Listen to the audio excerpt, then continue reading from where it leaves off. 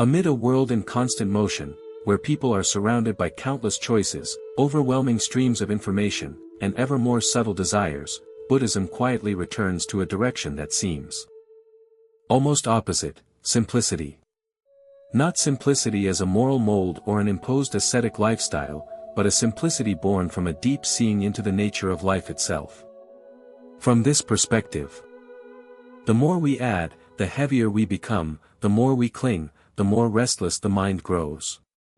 Simplicity, therefore, is not a rejection of the world, but a way of placing the world back in its proper place. From the very first steps on the path to awakening, the Buddha did not seek truth through accumulation.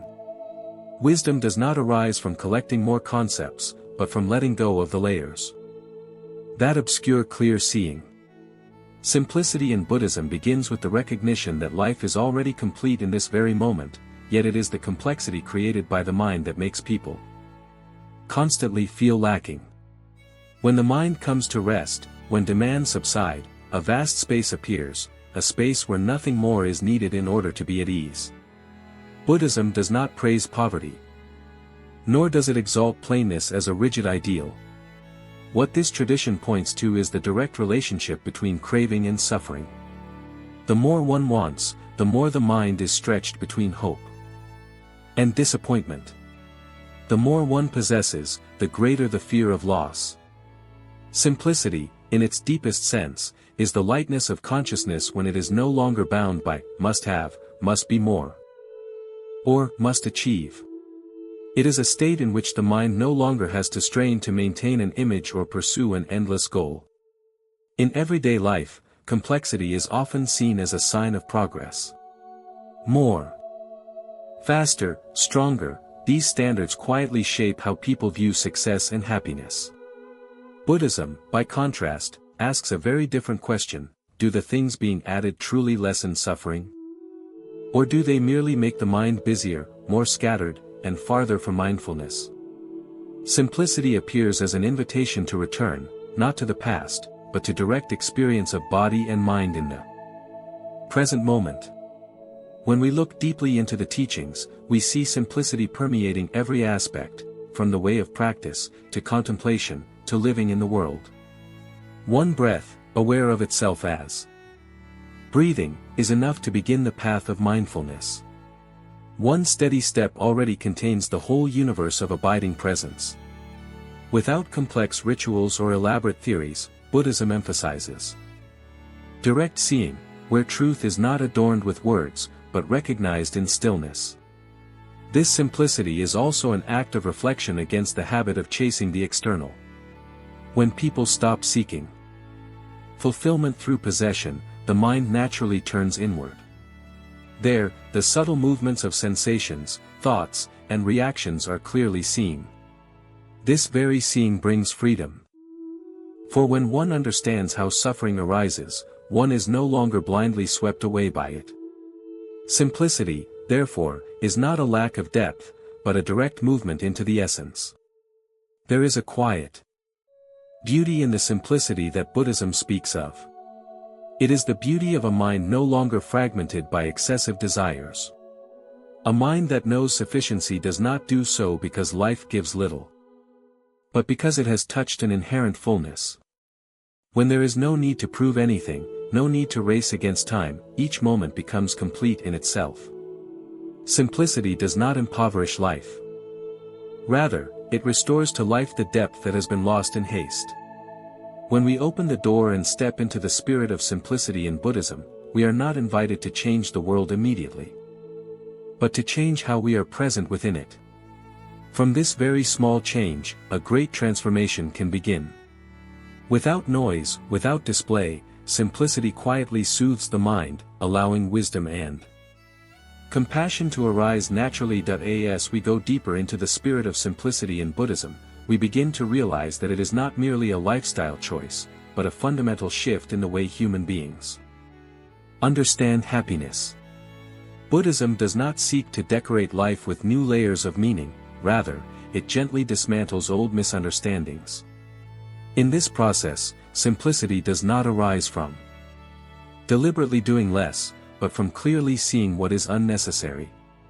When what is unnecessary falls away, what remains naturally becomes clear and steady. One of the roots that makes life complicated is the habit of identifying oneself with what one owns, achieves, or displays outwardly.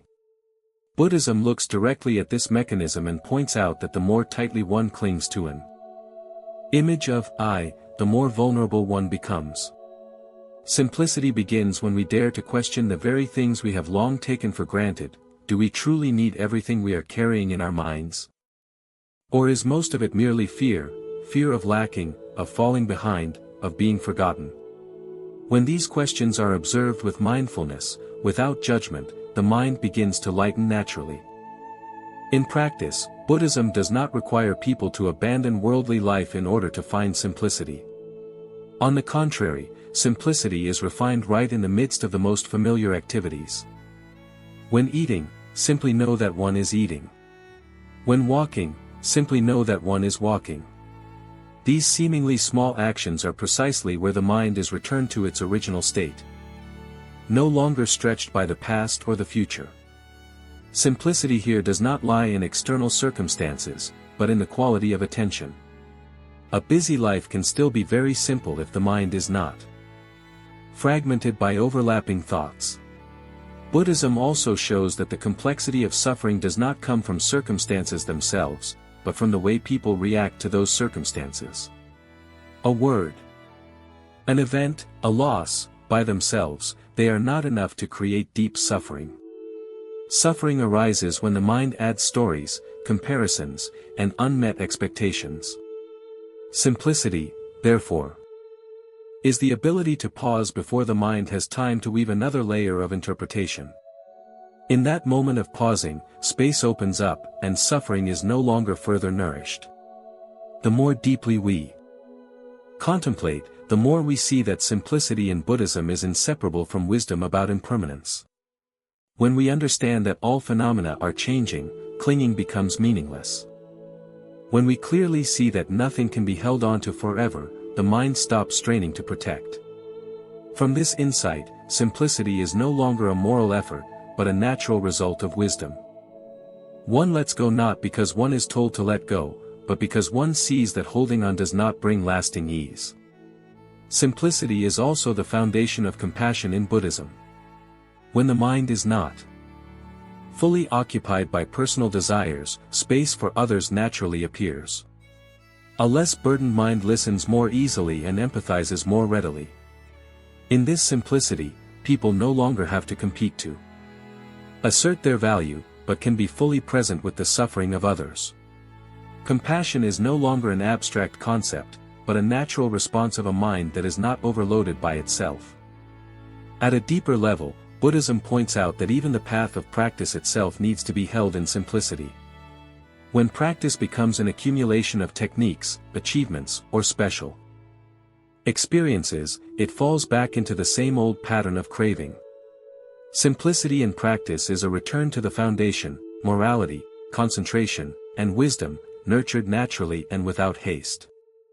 There is no need to seek lofty states, it is enough to clearly see what is happening in the mind in this very moment. That clear seeing is the true doorway to transformation. Gradually, simplicity in Buddhism is no longer something to think about or remember. It becomes a way of being. When the mind is not pulled in too many directions, life naturally becomes coherent. Each action is accompanied by the full presence of body and mind. There is no longer a feeling of having to live faster to catch up with something, nor the fear of being left behind. In this rhythm of life, peace is not something to be sought, but something that is recognized when nothing needs to be different. As simplicity gradually permeates the way we see and live, people begin to recognize a subtle truth: it is the need to make life special that exhausts us. Buddhism does not deny the beauty of life, but it also does not encourage the constant pursuit of emotional peaks or extraordinary meanings. Instead, this tradition invites us to fully touch the ordinary, because within the ordinary lies the deepest vitality. A quiet morning, a steady in-breath. An out-breath, a moment free from pressure. When seen with a mindful mind, these become doorways into ease. The further one goes along the path of practice, the clearer it becomes that simplicity does not mean passivity or avoidance. On the contrary, it is a very lucid attitude toward life. When the mind is no longer crowded with excessive desires, energy is freed to look directly at reality as it is. Buddhism does not teach people to withdraw from the world, but to walk within the world without being swept away by it. Simplicity here is like an inner anchor, allowing one to stand steady amid change without having to build complex layers of defense. In this context, silence plays an important role. Not the silence of escape, but the silence of understanding. When there is less speaking, less explaining, less justifying oneself, the mind begins to settle. Buddhism regards silence as a profound form of language, where truth does not need to be expressed in words. It is precisely within this wordless space that simplicity is felt most clearly, like a stream of clear water flowing gently, without needing to prove its own existence. Another aspect of simplicity emphasized in Buddhism is the relationship with time. People often live as if time were always lacking, always rushing so as not to fall behind. Buddhism looks directly at this feeling and points out that haste largely arises from an uneasy mind. When the mind is no longer driven by the fear of missing out or the anxiety of not being enough, time naturally opens up. Simplicity does not make the day physically longer, but it restores to each moment its inherent depth. Within that depth, even a single second is enough to touch life. Simplicity also helps people face suffering in a different way. Instead of trying to cover it up, analyze it, or escape from it, Buddhism encourages direct contact with feeling, but within an uncomplicated space. When we do not add stories such as, "Why me?" or "This shouldn't have happened," suffering is seen as a phenomenon that arises and passes away. This approach does not make pain disappear immediately, but it prevents suffering from becoming a prolonged burden. Simplicity here means not making pain heavier than it needs to be. Gradually, we realize that simplicity in Buddhism is not merely a means, but an expression of freedom. A free mind does not require many conditions to feel at ease. It does not depend entirely on things unfolding exactly as desired. Within this freedom, people can be flexible and gentle toward circumstances, rather than rigidly bound to predetermined patterns. Simplicity offers a profound capacity for adaptation, because when we are not bound by too many things, we can respond to life more naturally. Looking back at the entire journey, we see that Buddhism does not present a doctrine of simplicity, but opens up a lived experience. This experience cannot be fully understood through thought alone, it needs to be tasted in each mindful moment. Simplicity gradually permeates the way we breathe, the way we listen, the way we face ourselves.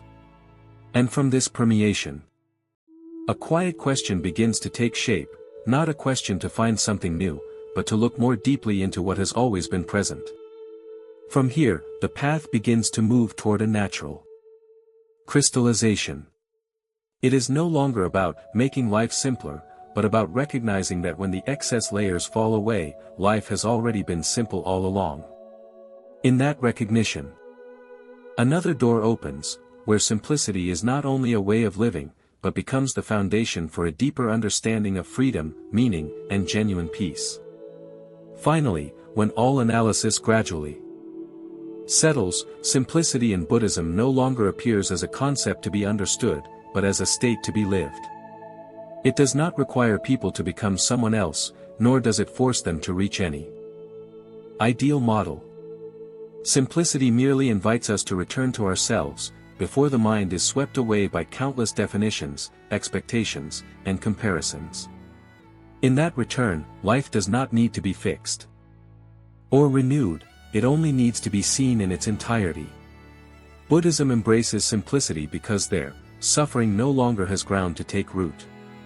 When the mind is not burdened with excessive desires, fear also gradually loses its power. Not because life is no longer changing, but because people no longer resist the truth that everything is in constant flux. This acceptance is not a form of resignation, but a deep kind of courage, the courage to look directly at impermanence without trying to shield oneself with complexity. Within this space of simplicity, wisdom is no longer something to be sought far away. It appears in the ability to discern what nourishes peace and what quietly creates more suffering. One less choice, one reaction paused, one moment of deep listening, all become expressions of living wisdom.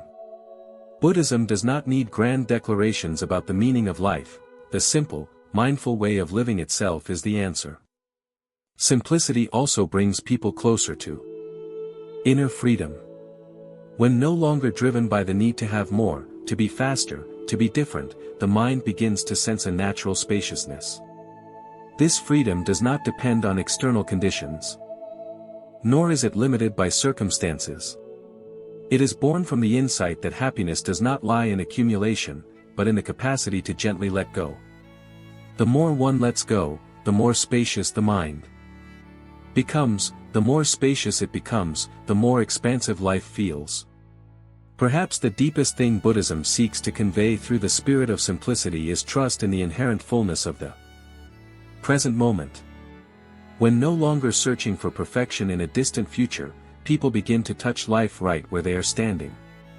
A complete breath, a steady step, a mind not divided, these are not small things, but the very foundation of genuine peace. And then, in that quietness, we understand why Buddhism always returns to simplicity. Not to make life poorer, but to restore to life the depth that has been forgotten. Not to escape the world, but to live within it with a mind that is not bound. When nothing needs to be added, when there is nothing left to be taken away. Ease is present, gentle, steady, and complete in itself. If these reflections have touched a moment of stillness within your mind, feel free to leave a comment as a gentle mark of the awareness that has just arisen. Not to debate or affirm a viewpoint, but as a way of pausing and looking more deeply into your own inner experience. Each sharing, whether short or long, is a step of returning, where simplicity is no longer an idea, but something being directly felt. And if you sense that this quiet path still holds more to be explored, subscribing to the channel is not merely a familiar action, but a silent promise to yourself, to make space for slowing down, for depth, for moments of living without needing to add or subtract anything. Here, there is nothing to rush toward. And nothing that must be achieved, only gentle companionship on the journey back to a peaceful mind and a simple life from within.